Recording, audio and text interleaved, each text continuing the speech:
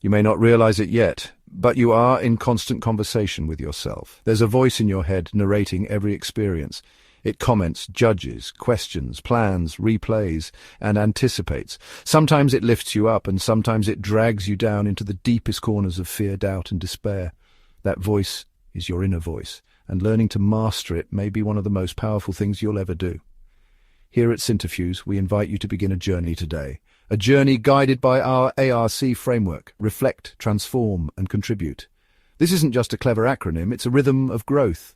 A cycle of clarity, change, and meaningful connection. It's how you take inner chaos and transmute it into outer purpose. So take a breath right now, just for this moment. Pause with us, and let's begin. Reflect.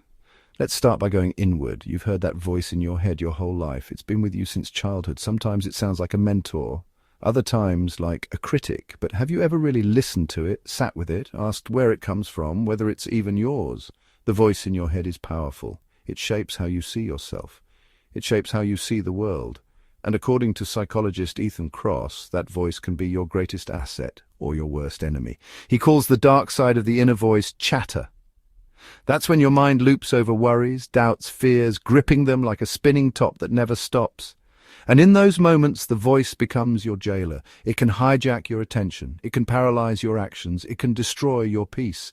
But here's the good news. You are not that voice. You are the one hearing it. And that awareness, that single, quiet moment of reflection is where your power begins. You see, when you reflect deeply, you begin to realize that your inner voice was never meant to dominate you. It was meant to serve you, to help you plan, process, prepare. But when it goes unchecked, it begins to dictate instead of guide. It begins to spin instead of anchor. So ask yourself now, when did my inner voice last hold me back? When did it turn a challenge into a crisis? When did it shrink my confidence with whispers I never questioned? Now ask the opposite. When did it help me navigate chaos? When did it remind me I've been here before and made it through? When did it speak not from fear, but from wisdom? That's the line between chatter and clarity, between a voice that sabotages you and one that saves you. Reflection is the act of stepping back and observing, of noticing the stories your mind spins without becoming the story. It's not about fixing anything, it's about seeing clearly, with honesty, with compassion, with the deep knowing that whatever you find, you have the capacity to grow beyond it. And now you're ready to take that insight and act. Transform. Now we move from insight to action. Transformation is where your awareness becomes your practice, where you no longer allow your inner voice to roam freely, unchallenged, but instead begin to guide it, shape it, and train it into the voice you actually need. Not a tyrant, not a critic, but a coach, a companion, a wise guide. Here's what the science tells us. When you speak to yourself in the second or third person, using your name or saying you instantly create emotional distance. And with that distance comes clarity, perspective, regulation. So next time you feel overwhelmed, don't say, I can't do this. Say, you've done hard things before, you can figure this out. Say your name, speak to yourself with authority, the same way you'd speak to someone you love, with encouragement, with truth, with grace. And when fear arises, when your heart races, palms sweat, and thoughts spiral, don't silence it, reframe it. Remind yourself, this isn't fear, this is energy, this is preparation. This is my body saying, get ready. This is not the time to shut down. This is the time to listen differently. You don't have to believe everything your mind tells you. Your brain is built to protect you. It scans for danger. It's a survival machine. But transformation begins when you understand that survival and growth aren't always aligned. The inner voice that wants to protect you from risk might also be the one keeping you from your next breakthrough. So create rituals, create space, create the conditions for your voice to evolve. Breathe deeply, step into nature, clean your space, journal your thoughts, create external order to invite internal peace.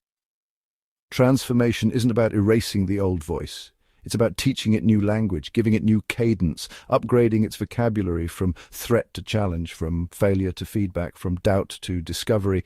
And every time you do that, every time you catch that voice mid-spiral and redirect it, you lay down a new path in the brain, a neural trail that, over time, becomes the preferred route. The voice becomes calmer, clearer, kinder, wiser. That is transformation, and it doesn't happen all at once. It happens in quiet moments, in brave decisions, in small shifts, over and over again. And now there's one more step, the one that gives it all meaning. contribute. The true purpose of mastering your inner voice is not just for your own peace, it's so you can become peace for others. You've learned to listen to yourself differently. Now you're ready to listen to the world differently, to speak with the voice you've cultivated inside. And that voice, it's needed. Desperately, you live in a world filled with noise, with fear, with anxiety amplified by headlines, comparison, and digital distraction. In a world like that, someone who has quieted their internal chaos becomes a beacon, a stabilizer, a guide. So how do you contribute? You start by being the presence you wish others had when you were struggling. You speak gently when others are hard on themselves. You reflect calm when others are drowning in stress. You model self-talk that's not performative, but honest and kind. And when you share your story, when you talk openly about how you've reshaped your inner voice, you don't just inspire others, you give them permission to do the same. You say, it's possible, you're not broken, you're not alone. You can learn to speak to yourself in a new way. That's contribution, and it doesn't require a platform, it requires presence. Each moment you choose empathy over judgment, patience over reaction, silence over noise, you're contributing. You're elevating the emotional maturity of your environment.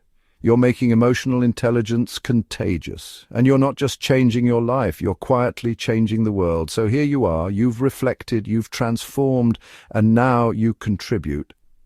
All by starting with one simple question. What is the voice inside my head saying? And is it helping me become who I want to be?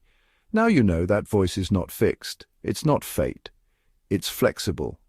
And you have the power to reshape it into the ally you deserve. Let this be the beginning. Your journey doesn't end with this episode. It starts now with your next breath, your next thought, your next choice. You've been given the science, the tools, the insight. Now live it, speak it, share it. And let your inner voice, your true voice, become the source of clarity, calm, and courage the world needs more of. This is SynterFuse. This is your A.R.C. This is Reflect, Transform, Contribute. You are ready.